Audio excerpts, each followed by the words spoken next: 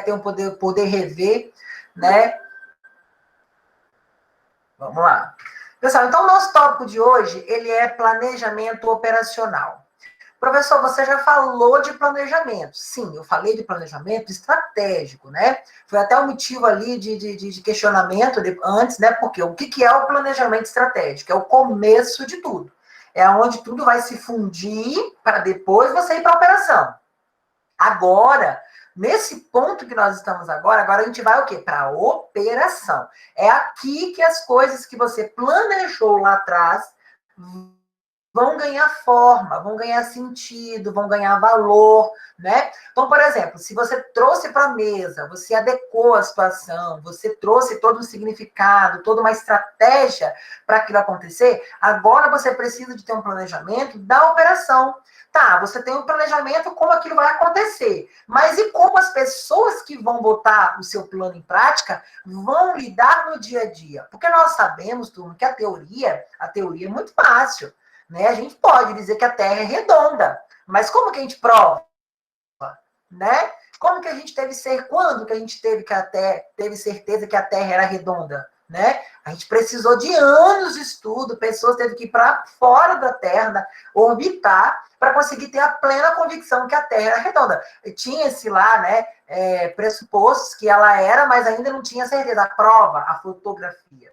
Assim é no planejamento operacional. Você precisa, só o fato de saber que ele existe, que ele vai dar certo, não quer dizer que ele vai funcionar na prática. Vamos dar um exemplo mais prático ainda? Olha a nossa Constituição. A nossa Constituição Federal, ela é a mais linda do planeta, né? A legislação brasileira, ela foi muito bem trabalhada, ela pensou nos pequenos, nos médios e nos grandes, né? Foi tudo muito bem projetado, né?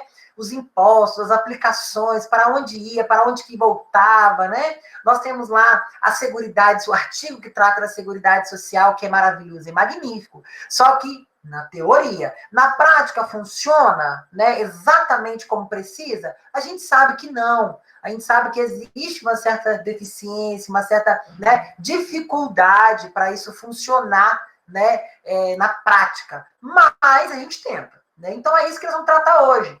O conceito que eu trago para vocês ali é o seguinte, que o planejamento operacional é a representação quantitativa das diretrizes, olha lá que bacana, emanada no planejamento estratégico. Professor, o que significa emanar? Vir, advir, né?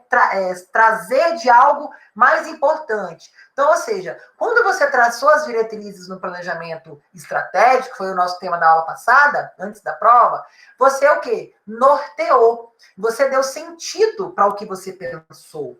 Né? E você foi muito inteligente, estruturado, porque você, né, rabiscou, você trouxe para o papel, você sentou numa mesa e pensou. Mas agora, né? E agora é o momento que você vai o quê? Botar em prática o que você falou. E olha que bacana que ele traz para nós aqui, ó.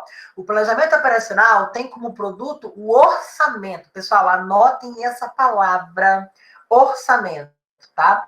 Vocês irão levar isso pelo resto da vida de vocês. Seja para quem trabalha na prefeitura, para quem trabalha no banco, para quem trabalha no comércio da família, na indústria da família, o orçamento é a base de tudo, tá? Muitas das vezes, nós ouvimos o seguinte termo.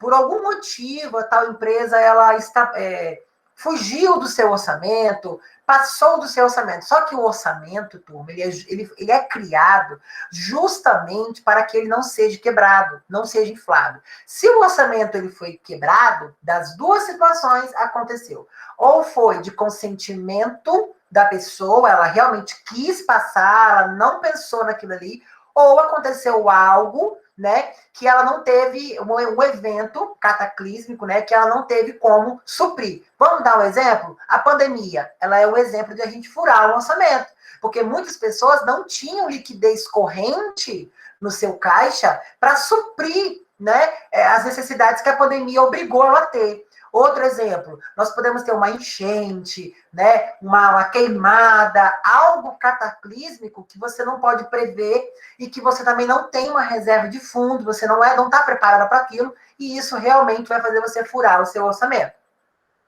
Nos últimos dias, nós temos ouvido muito comentário, né, da questão que o governo quer reformular os programas do Bolsa Família para o Renda Cidadã, aquela coisa toda, e que o Paulo Guedes não aceita que o governo fure o teto com o auxílio emergencial. Por que não furar o teto? Porque isso daí seria uma pedalada, né? Você estaria o quê? Fugindo do plano que você teve lá atrás, o seu LDO, todas as suas diretrizes orçamentárias, você está fugindo daquilo ali, para o quê? Para tentar acalmar os ânimos agora. Só que você faz isso acalmando agora. Só que isso vai te perdurar por você por anos. Assim é nas empresas, assim é na pessoa física. Isso pode acontecer. Todos nós somos passíveis disso. Mas o orçamento, quando ele é bem estruturado e ele é seguido à risca, as decisões da pessoa que está por trás da empresa, do controle, é importantíssima, porque ele vai seguir exatamente o que está naquele parâmetro. Para quê? Para que a operação não fuja. Porque vocês concordam comigo que quando você faz o planejamento estratégico, você tem a noção teórica da prática, óbvio. Só que o operacional, ele vai tratar o quê? De executar a teórica. Só que no meio daquela execução, Adriano, você concorda comigo que pode acontecer o quê? Um veículo pode quebrar, alguém pode falecer, ou, por exemplo, a empresa pode descobrir uma fraude muito grande e ela não pode cobrir aquilo ali, né? Então, ou seja, no meio do planejamento operacional, no meio da operação, acontecem problemas. E o planejamento visa prever esses problemas da operação. Por isso que o planejamento estratégico cuida o quê? De visionar, de nortear. O planejamento operacional, ele visa o quê? Planejar para que a operação não saia do orçamento. Anotem isso. O planejamento operacional, ele visa nortear para que a operação não saia do planejamento, não saia do orçamento, tá? Porque quando você tem uma operação, você precisa ter um orçamento para aquilo funcionar. Vamos dar outro exemplo? A gente tem ali as obras públicas, né?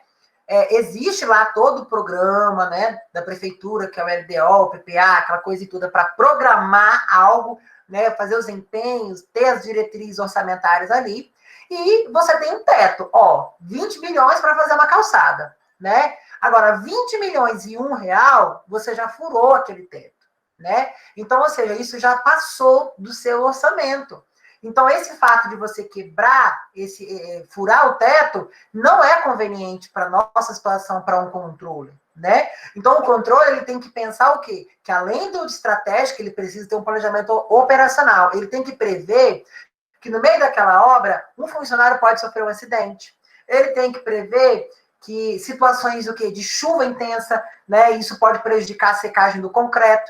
Ele pode ter ali a dificuldade de trazer os materiais. Por exemplo, se você está calçando, pavimentando uma avenida ou uma rua, você vai ter um problema.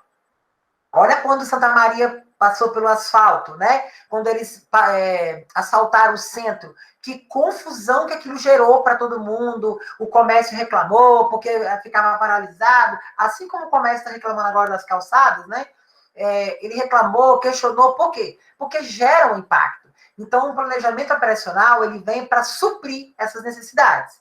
Quando a gente tem esse planejamento, faz e executa, as coisas tendem a dar certo. Não quer dizer que algo no meio do caminho não vai acontecer. Mas lembre-se dos dois motivos.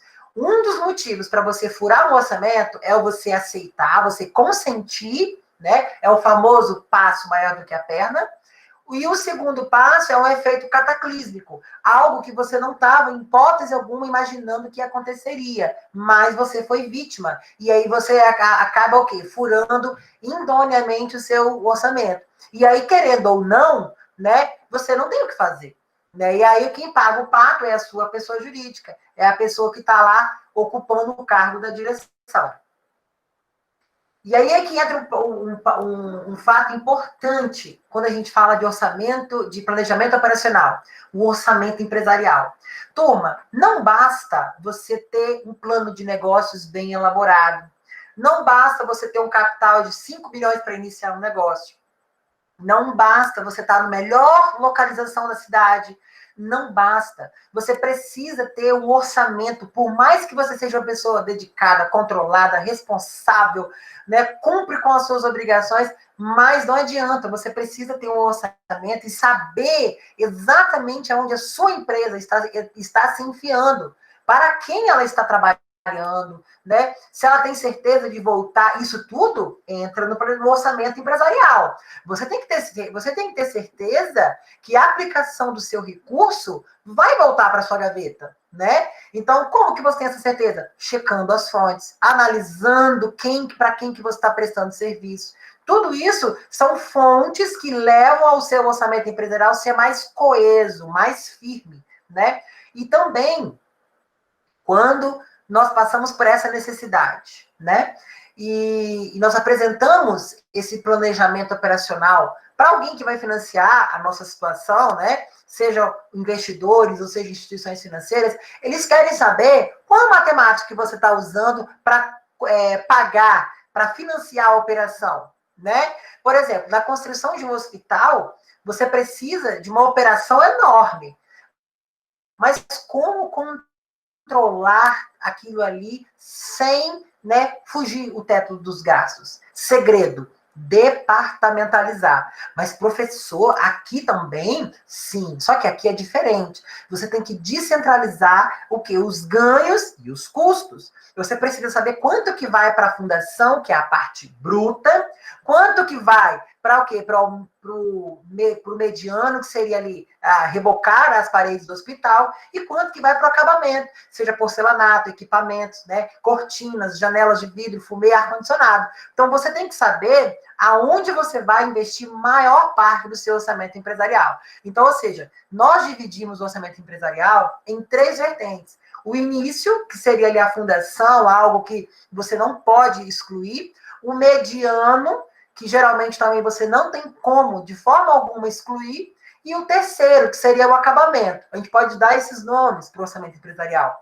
Só que no acabamento você pode deixar algo mais simples, você pode diminuir o investimento. Por quê? É a parte final.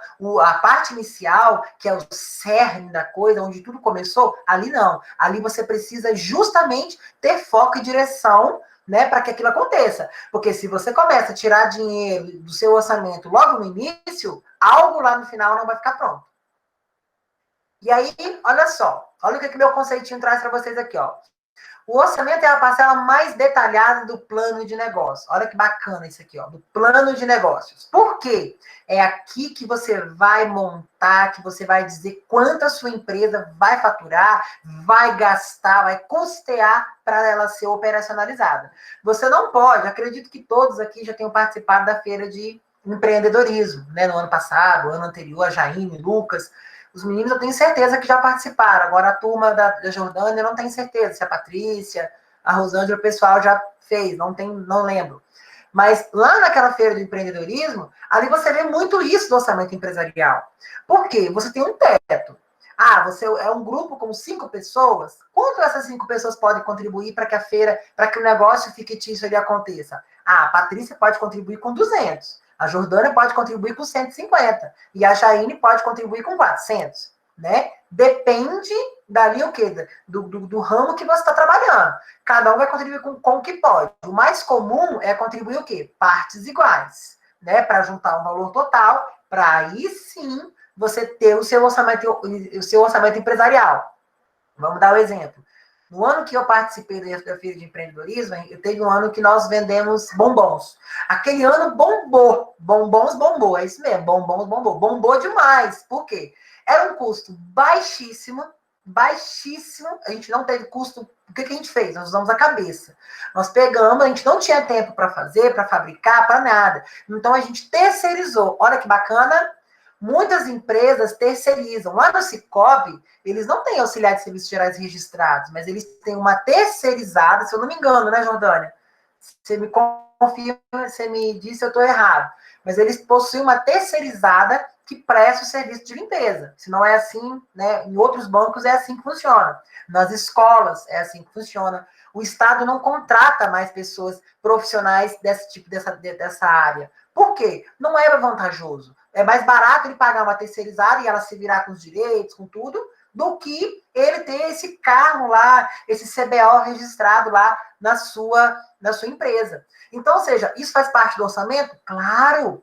Você está sendo inteligente, você está usando recursos ali, né, que você pode, para quê? Para minimizar o custo do seu orçamento, para que o seu orçamento não fique inflado. Então, se eu fiz as minhas contas, o meu planejamento operacional, eu percebo que não compensa eu ter funcionário público, é igual no caso da Caixa Econômica e Banco do Brasil. O Banco do Brasil, para quem não sabe, 51%, 49% das ações do Banco do Brasil pertencem a uma empresa, a um grupo de associados, é privado. Aí, nossa, que susto, né? Não, realmente, o Banco do Brasil, metade lá, né? Um pouquinho mais, um pouquinho menos, eu não tenho certeza, tá? É privado. E a outra parte, ela é do governo. Então, o que acontece? Eles privatizaram 50% da empresa. Para quê? Porque a operação não estava dando lucro. Então, ou seja, todo o trabalho que funcionava, né, lá dentro, e o tempo foi passando, né, isso aconteceu em meados de 88. Nossa, professor, que loucura, tanto tempo. Muitos de vocês aqui nem tinham nascido, nem eu, né? Lógico. Meados de 88. Quando o Banco do Brasil, ele fez um plano de demissão voluntária, o chamado PDV, que era o quê? O banco chegava para você, Jordânia, olha só, você trabalha comigo há 30 anos, né? Você já está chegando na casa dos 45, 48, e a gente vai te oferecer uma proposta. Nós vamos tirar todo o saldo da sua conta do fundo de garantia e vamos te pagar mais 50% desse valor para você pedir demissão. O que você acha? Todo mundo aceitava. Por quê? Muitos tinham o quê? 100, 200 cruzeiros, 1000 cruzados, milhões de cruzados na época. O que o governo fez? Fez o PDV, milhões de pessoas aderiram e saíram. Qual que era a iniciativa do banco na época? O banco sabia que grande parte do seu poderio de funcionários ali, a operação, pessoal, vamos focar na operação.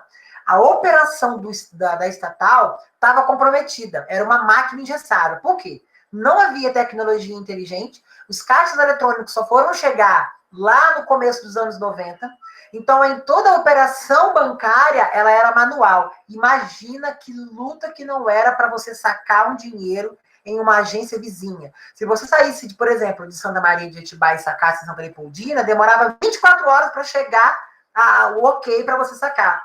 Você fazia uma ordem de saque e aguardava um período para que até o banco autorizar. E era tudo feito malote.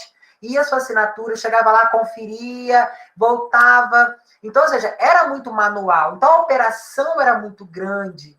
E os tempos foram mudando. Chegou ali a internet, chegou o computador no finalzinho dos anos 80, e eles pensaram o quê? Não, nós precisamos modernizar, nós vamos ter um custo alto, olha, nós vamos ter um custo para demissão, mas vamos ter um ganho no futuro. Então, ou seja, na época, a controladoria, o departamento de controladoria foi muito perspicaz, porque o quê? Nós vamos o quê? Enxugar o quadro de funcionários, vamos liquidar o que a gente puder e vamos contratar gente nova, que está disposta a aceitar as propostas do banco, a trabalhar menos e produzir mais, trabalhar mais para produzir menos. Né? Então, essa dinâmica de funcionamento, ela começou a ser implantada lá. Para quê? Para diminuir a operação e gerar mais lucro no futuro. E deu no que deu, né, turma? Hoje, você não vê ninguém lá fora, você não vê uma fila de caixas, de pessoas sentadas ali, atendendo, registrando boleto. Não tem. Hoje você pega o aplicativo, você faz transferência de 2, 3, 4, 5 mil, tanto que você desbloquear, né? Então, você tem essa flexibilidade. Mas, naquela época, o Departamento de Controladoria do Banco do Brasil identificou. E como que eles financiaram todo esse PDV? Né? Com o quê? A venda de parte do seu capital. Então, ou seja, houve um planejamento estratégico para como a operação ia funcionar. Olha só, de novo. Houve um planejamento estratégico, norteou-se o sentido da situação, como faria, e a operação teve que ser feita como? Desligamento, em acordo com todos. A partir do momento que a Jordânia assinou o contrato de PDV, ela nunca mais poderia recorrer. Aí vem a pergunta, mas professor, concurso público não está instituído em lei que você não pode, né, mandar embora e bababá e bobô? Sim, mas o país passava por uma crise muito grande, né? Então, algo na operação daquela máquina, porque o Banco do Brasil é um dos bancos mais antigos do nosso país. Ele precisou ser reformulado. Teve que passar por essa nova etapa de planejamento operacional. A operação, pessoal, era muito grande. O valor total da operação, ele era superior aos ganhos anuais. Então, não havia sentido você manter. O banco existia apenas porque era uma estatal, né? E ninguém abre, ninguém tem um banco, nem o poder público não tem uma instituição assim, se não der lucro. Tem que ter algo que faça a máquina funcionar.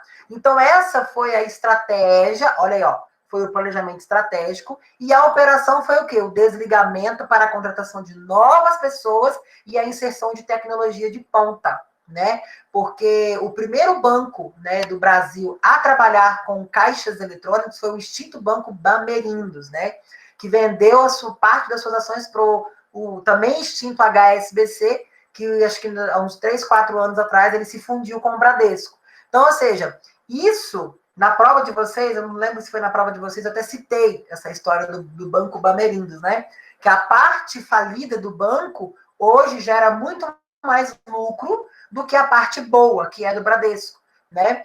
Por quê? Porque eles tiveram um planejamento estratégico e toda uma operação para aquilo gerar lucro. Então, ou seja, não basta você ter dinheiro, não basta você ter capital, você ter um melhor ponto, você precisa ter um orçamento empresarial equilibrado. E você tem que entender que, às vezes, para você manter o seu orçamento equilibrado, hoje você tem que se planejar operacionalmente, para saber exatamente aonde você vai investir. Qual foi o planejamento operacional do PDV? A demissão daquele contingente de pessoas, né? Era muito grande, gente, imagina, quando eu falo muito grande, olha o tamanho, né, da instituição. Quantas pessoas, se hoje trabalham 15 a 25 pessoas em uma instituição, na época trabalhava 100. Isso por agência, para dar conta, né? Não vão pensando que porque era antigamente as pessoas não utilizavam os bancos, porque isso é do princípio do mundo, né? Então, ou seja, e o Banco do Brasil foi fundado lá com Dom João, quando veio de Portugal. Então já é uma coisa antiga. A cultura de você depender da instituição já é antiga. Então, esse planejamento operacional, ele acontece o quê? De forma integrada com o estratégico, mas ele tem a virtude de executar dentro do orçamento.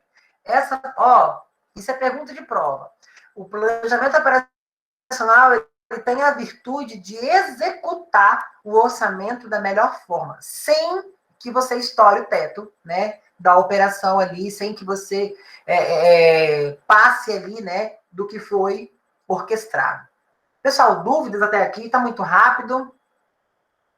Jordânia, dúvidas? Jaine, dúvidas? Não? Tá bacana? Pode prosseguir.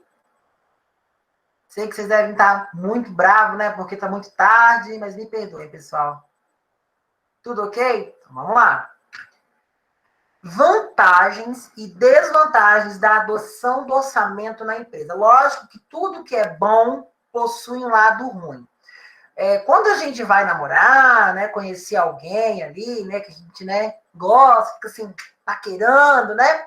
Você só olha o lado positivo da pessoa. Nossa, ele é alto, tem os olhos claros, ela é linda, né? Corpinho de sereia, é assim que a gente olha. Só o lado bom. Mas tem aquele lado também ruim, ronca, né? Bebe demais, né? Fala alto, né? Tem um lado ruim. Existe a parte boa e existe a parte ruim. Isso é natural na vida. Dentro de orçamento, dessa coisa de planejamento operacional, também existem as vantagens e as desvantagens. É isso que a gente vai ver agora. Olha lá, ó. Dentre as vantagens da adoção do orçamento empresarial, verifica-se os seguintes tópicos. Disciplina quanto ao nível de gastos, compatível com o resultado econômico esperado. Então, ou seja, isso é uma qualidade, isso é uma vantagem. Você tem disciplina, você sabe exatamente onde você vai gastar, você sabe quanto você pode gastar para executar a operação. Lá, eles tinham um teto para gastar com o PDV. Então, eles fizeram uma seleção de pessoas e falaram, ó, a Jordânia, a Patrícia fica, a Jaine e o Lucas, a gente vai fazer a proposta, se eles aceitarem, ok. Então, ou seja, era tudo consentido, tá, pessoal? Não era obrigado. Mas a proposta era muito tentadora. Então, eles sabiam que para o plano estratégico deles funcionar, eles teriam que investir na operação. E como era aquela operação? Desligamento. Né? Eles iriam passar por um processo de desligamento e é o quê? Desinchar a massa operária do banco operacional. Para quê? Para eles começarem a modernizar, trazer o poderio tecnológico, né, e inserir isso ali, olha, dentro ali da operação de uma forma suave, né, de uma forma que pudesse, com o passar dos anos, ser recuperado. Tá vendo que tudo depende de planejamento. Pessoal, planejamento em administração e contabilidade. Tem uma turma do segundo período, eu sempre falo com eles, gente, precisamos planejar. Muito, porque algo quando sai do nosso planejamento é terrível. Agora, imagine quando você está numa empresa, né? Que você é um cargo de liderança e algo não sai, né, como planejado. As coisas não dão certo, você fica com prejuízo e às vezes você pode até perder o seu emprego. Porque existe uma falsa sensação de certeza. Eu vou dar para vocês o exemplo. Sabe aquele crédito que você tem lá na conta, o chamado cheque especial? Ele é uma falsa certeza de que você está amparado. Por que, professor, uma falsa certeza? Porque é um crédito rápido, barato, volátil, né? E a qualquer segundo você pode resgatar, pegar e usar. Porém, por trás daquele valorzinho situado lá na sua conta, você tem ali uma série de obrigações com a instituição, juros de percentual, IOF, taxa daqui, taxa dali, e é justo, porque a instituição também precisa ter o seu ganho com aquilo ali. Porque quem trabalha de graça, pessoal, é relógio, não faz sentido, né? Ah, eu pago muitos juros, então você tem que, sabe como que você tem que trabalhar? À vista. Aí você não paga nada, você compra à vista, paga à vista. Agora, quando você precisa de algo, você tem que, né, dar a parte que é favorecida. Mas aí o que funciona? Aonde eu quero chegar com isso? Se você tem uma disciplina, né, você recebe ao todo ali 7 mil, né, que é o salário base ali. Você recebe 7 mil. Dos 7 mil reais que você recebe, 700 reais está lá. Você vai gastar quanto? 7 mil ou 7.701? Eu conheço pessoas que gastam 8.700. E aí estouram um cheque especial e ainda fazem um crédito direto e ainda usa aquele limite. Como que ficou o orçamento? Para lá de estourar. E aí a gente tem que trabalhar com todo aquele processo de renegociação, aí é quebra de contrato, é a marca que fica no score, é o nome que está com o score, você não consegue crédito depois, porque você passa por aquela situação. Mas tudo isso pode ser evitado se você tiver a disciplina quanto ao nível de gastos. Quando eu falo disciplina, é você pegar uma pranchetinha igual essa aqui, ó, né? E escrever, esse mês 200 é para energia, 300 é para água, 450 é para o cartão, e por aí vai. E você obedecer aquilo rigorosamente. Mas por que, professor, obedecer rigorosamente? Porque sai do controle. A gente tem uma falsa sensação de segurança, né? Isso é natural. O ser humano, ele acha assim, eu tenho aquele fundinho, eu posso garantir. Pode, mas você tem que devolver. Então, assim, você tem que ter a ciência de que aquilo ali não é seu. É algo que foi confiado e que você vai ter que devolver em outra hora. A visibilidade. O que é visibilidade, professor? Você precisa saber o quê? Que nem tudo é para sempre. Quando eu falo de visibilidade, hoje, falando de cenário empresarial, nós estamos no cenário o quê? De recomeço, muitas pessoas renegociando, né, contratos, muitas pessoas comprando mais, fazendo novos contratos para tentar alavancar a economia. O governo está fazendo um programa aí para tentar alavancar a economia, bancando esse auxílio aí para tanta gente.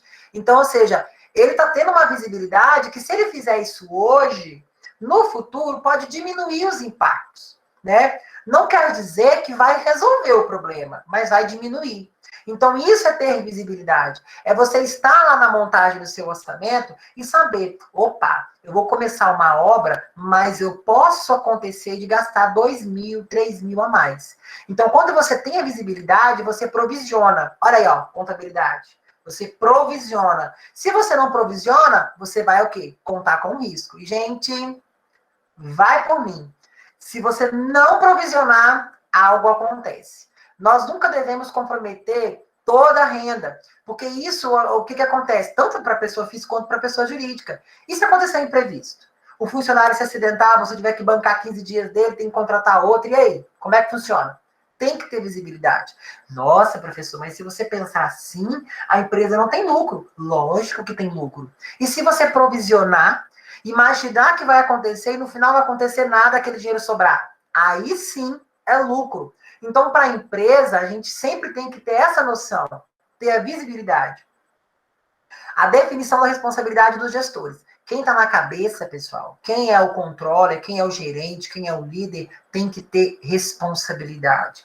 Não pode sair concedendo qualquer tipo de situação, assinar qualquer licitação. Não, não é assim. Tem que ter responsabilidade. Avaliação de desempenho. Será que aquela operação, daquela reforma daquele hospital que eu estou fazendo lá na prefeitura, lá em Tarana, vai valer a pena? Será que todo esse custo que eu vou ter, todo esse orçamento que eu estou tendo que envolver, lá depois eu vou conseguir resgatar tudo de volta? Vai ter? Eu vou. Quanto tempo? Será que o tempo que eu vou gastar para me recuperar é maior do que o tempo de obsolência? O que é isso? É o tempo que ele é para ficar obsoleto. Porque, por exemplo, um carro fica obsoleto com 5 anos, né? Em valores, tá, pessoal? Eu conheço, né? Meu carro mesmo tem muito mais de 5 anos. Mas, assim, um carro fica obsoleto com 5 anos. Então, ou seja, para financiamento, para outras coisas, com 5 anos ele já não tem o valor, né, que ele deveria. E aí, o que acontece? Entra a questão da residualidade. Você tem o valor residual. Então, será que se eu financiar um carro de 10 anos, em 5 anos, 60 meses, é compensatório? Não. Para a instituição, não. Porque o risco que ela vai correr naquele tempo ali de não receber é muito grande. E aí, o desempenho dela, o retorno pode ser muito negativo. Não pode ser o que ela realmente ela acreditou que receberia de volta. E aí nós temos aqui o instrumento de validação estratégica. O instrumento de validação estratégica é a prática, né? É você pegar, botar a mão na massa, é acontecer o negócio, é fazer a roda girar, é fazer o fluxo entrar no caixa, você contratar mais pessoas, aumentar a operação e o negócio crescer. Isso é instrumento de validação, é validar a estratégia, porque você, lá atrás, você planejou, né? Você teve lá uma estratégia, agora você vai validar isso. Então, o instrumento de validação estratégica é a ferramenta que você utiliza para quê? Para o negócio funcionar. Agora vem a parte chata, né? É a questão das desvantagens, pessoal. Olha só, eu diria que são desvantagens, mas são desvantagens que a gente pode aceitar com louvor. Premissas erradas podem induzir decisões equivocadas. Quantas vezes a gente olha para vamos falar agora de investimento. A gente olha lá para a BX e vê lá nosso investimento, as ações da Magazine Luiza estão ali despencando. Eu vou comprar. Aí você compra, ela despenca mais ainda.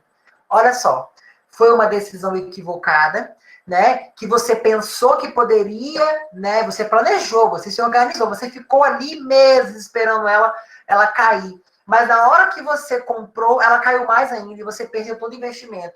Tá vendo que às vezes, né, o planejamento operacional, ele não se define apenas pelo método, e sim pela ação, pela decisão. Tem que ser tomada com responsabilidade. Administração criativa por conveniências dos gestores. Eu diria, não administração, mas eu diria assim, controle, um controle criativo por conveniência de gestores. Porque nós sabemos que gestores, eles não administram, eles vão gerir um negócio. O administrador é aquele que vai ditar. Você faz assim, porque tem base, é assim, é desse jeito. Agora, o gestor, ele está ali no chão, né? Quem é o gestor? É o líder de departamento, é o gerente de loja. Quem é o administrador? É o regional, é alguém que está acima, que vai ditar as regras para quem? Para o gestor aplicar. Para o gestor mostrar para como que funciona, colocar na prática. Então, existe essa diferença. E requer um controle forte. Porque quando você tem um planejamento operacional e um orçamento empresarial ok, você tem que ter um controle fortíssimo. Não é qualquer nota fiscal que você vai lá, tira da gaveta do caixa e toma aqui, Lucas, pode pagar. Toma aqui, Jaine, pode receber. Não é assim. Tem que ter nota fiscal, tem que ter autorização, né? Você tem que ter um documento autorizando o pagamento daquela nota fiscal. É assim que funciona o controle. e análise subjetiva. Eu preciso daquilo, né? Aquele famoso impasse que as mulheres têm. Olha um sapato novo lá na loja, eu preciso daquele sapato? Eu tenho necessidade? Eu tenho espaço para ele? Então, ou seja, é nessa linha de raciocínio que a gente tem que ter essa análise subjetiva. Fazer essa análise antes da operação, né? Porque, ou seja, tudo isso está no planejamento. Eu estou executando a operação, mas eu tenho que planejar e orquestrar da melhor forma. E aí, partindo dessa questão ali, né, das vantagens e desvantagens, eu particularmente não vejo como desvantagem. Eu vejo como critérios para funcionar, para que as vantagens funcionem. Mas a gente tem que falar como desvantagem, porque, né, é assim que é dito. Tipos mais comuns de orçamento. O orçamento, ele tem 5 tipos diferentes. Olha só, vou pular aqui porque para ficar mais fácil aqui, ó. Você tem aqui, ó, as modalidades orçamentárias. O orçamento base 0, o orçamento flexível, o orçamento perpétuo e o orçamento contínuo. Por quê? Isso daqui são métodos orçamentários. Você vai ter que analisar, quando você estiver fazendo seu orçamento empresarial, em qual dessas etapas aqui ele mais se encaixa. Por quê? Olha o que diz a teoria do orçamento contínuo. Corresponde a adicionar continuamente um mês seguinte, projetando a substituição ao mês decorrido. Olha só. Quando você ouvir a palavra corrente, contínuo, avante, é algo que está indo para frente, é algo que tem uma certa, né, uma correnteza, continua. Então, ou seja, é algo que você, por exemplo, hoje você tem 1.000 para esse mês, para esse período, mês que vem isso se renova, é contínuo, tá? Ou não, eu tenho 1.000 por ano, mas ano que vem renova, né? Então, isso é contínuo. O perpétuo tem como premissa a não alteração do nível de atividade adotado na elaboração do orçamento. O perpétuo é aquele da construção. É lógico que ele não acontece, né? Você tem lá, sempre passa do que você né, orçou no começo. O perpétuo, você tem um valor X, independente do tempo, do período, do século, do milênio, é aquele valor. Até ele acabar. Esgotou, acabou. Isso é o perpétuo. Base 0. Tem como perspectiva a não existência de um passado, da inexistência da própria empresa. Redunda em um constante instrumento de reengenharia. Nossa, professor, que termos diferentes, né? Redunda em um constante instrumento de reengenharia. Por quê? Ele não tem nada lá atrás, né? Nós estamos no ano 1, não existe ano 0. Né? Então, assim, por isso que ele é base 0. Você não vai trazer nada lá. É o primeiro. É algo que você intitulou. É 100, começou com 100. Não tem saldo, tá? A base 0 é isso, não tem saldo. Não tem existência de nada no passado. Ele é o primeiro de tudo. Orçamento flexível. Prevê o conhecimento da estrutura de custos dos produtos fabricados ou serviços prestados e compreende a custos fixos, custos variáveis. Custo é aquela matéria maravilhosa que a gente estuda lá no segundo período, que trata para nós ali, né, a realidade da empresa, o quanto que ela compra, o quanto que ela está pagando, quanto que é o CMV, quanto que é o CSP, isso, né? Então, ou seja, o orçamento flexível é isso, ele vai visar a sua interpretação, a sua intermediação desses custos iniciais da operação. Quanto custa manter o Lucas e a Jaine trabalhando na prefeitura? Quanto que é o valor que eles cobram do governo municipal para estar lá? Isso é custo flexível. Eu posso diminuir, posso aumentar, é fixo, né? Ah, não, ele varia. Esse mês o Lucas teve um abono, ganhou 3.600 e a Jaine ganhou 1.600. Né? Por quê? Porque a Jaine não cumpriu com o papel dela lá dentro. Então, o custo é variável. Então, ou seja, ele não vai ter um valor fixo. Né? Então, isso se mantém como um flexível. E aí, para a gente finalizar, nós temos esse conceito eu queria até ressalvar isso aqui, ó, o desempenho financeiro real é comparado com o orçamento e com as variações analisadas e explicadas. Então, ou seja, o sentido da aula de hoje, nós precisamos saber, ter certeza disso, o orçamento, para ele ser sadio, para ele ser, né, para que o orçamento empresarial funcione, para que ele, né, tem uma vivência contínua, seja ele base 0, contínuo, flexível, Não interessa seja qual ele for, mas para que ele aconteça, seja cumprido, o seu planejamento estratégico precisa estar em um viés único com o planejamento operacional. Como assim, professor? A operação precisa ter toda a sua particularidade definida antes.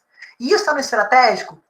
Tá. Você pode colocar dentro do planejamento estratégico, mas é no planejamento operacional que você vai ver se realmente você vai ter gastos. Porque você concorda comigo que quem está lá no topo da empresa, a Jordana é lá. A Jordana é chefe, líder. Você acha que ela sabe quanto que custa, né, manter as refeições dos funcionários no chão da fábrica? Não. Né? Ela tem o custo total.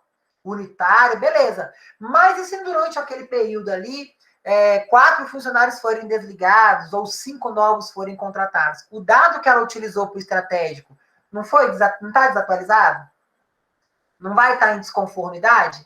Então, é nessa linha de raciocínio que entra o planejamento operacional, que você tem que orçar, você tem que prever, você tem que provisionar que pode aumentar ou pode diminuir, mas dentro da diretriz do planejamento estratégico. Pessoal, é uma linha, tá? Você fala de controle interno, de tecnologia da informação, de controle, de função do controle, é uma teia, né? A gente está começando o que é desenrolar o novelo. Ainda tem muita coisa para ver. Por isso que esse trabalho, né, que eu estou passando para vocês hoje, é um trabalho importantíssimo, tá? Porque vocês vão fazer na prática o que o controller faz. Né? Qual que é as diretrizes que o controle precisa fazer para que a controladoria tenha sentido dentro da entidade. E hoje, esse é o nosso material. Thaís, professor, desculpa pelo atraso, não tem problema, Thaís, se preocupa não. Se preocupa não, que eu também estava com um problema, tá bom? Se preocupa não. Alguém tem alguma dúvida? Jordânia, Tatiene, Patrícia, que a gente já quer ouvir a Patrícia hoje. Fala para mim, Patrícia. Qual a sua dúvida?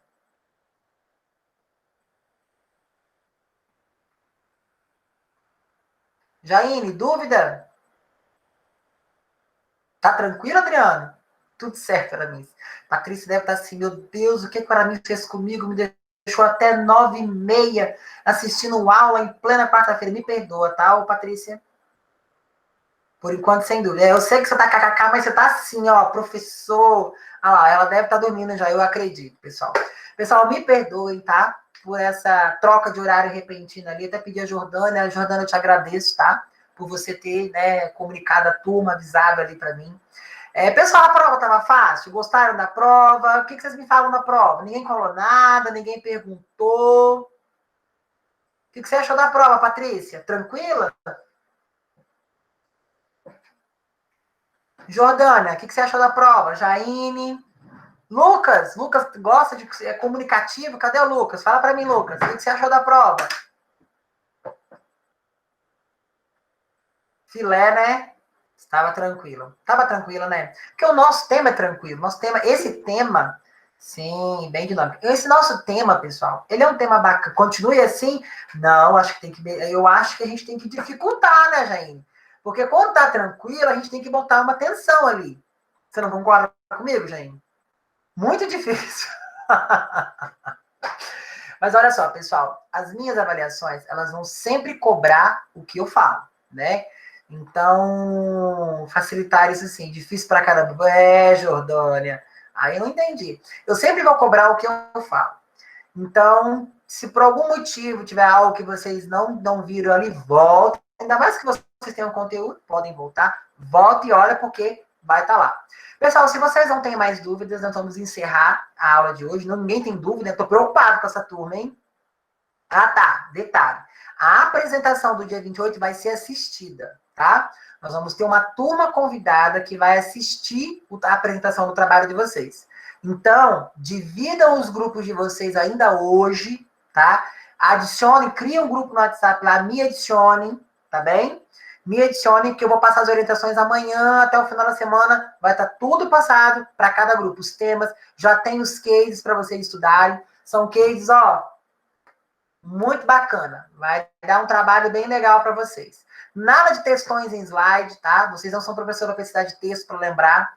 Tópicos, imagens e vídeos. É isso que eu quero para esse trabalho, tá? E a apresentação. Se o grupo optar por uma pessoa apenas apresentar, não tem problema. Pode optar, tá? Porém, essa pessoa vai ser a líder do grupo. E ela vai ficar responsável de me enviar até às 13 horas do dia 28 de outubro um relatório me dizendo o que cada um fez no grupo. Por quê? A nota ela é individual, tá? Cada um vai, se todo mundo no grupo fez, a pessoa lá que está apresentando confirma que todo mundo ajudou, trabalhou junto, a nota vai ser igual. Mas se, por exemplo, a Jordânia não fez nada e a Patrícia fez tudo sozinha, né? Aí a gente tem que analisar de uma forma diferente. Beleza, pessoal? Então, sem mais dúvidas, quanto ao trabalho a gente vai se falando. Não deixem de dividir os grupos hoje. Eu sei que tem pessoas que não estão na sala hoje. Contate essas pessoas, avise elas, tá? Para dividir os grupos hoje, ainda são 4 grupos, tá? Quantas pessoas? 4, 5 ou 6?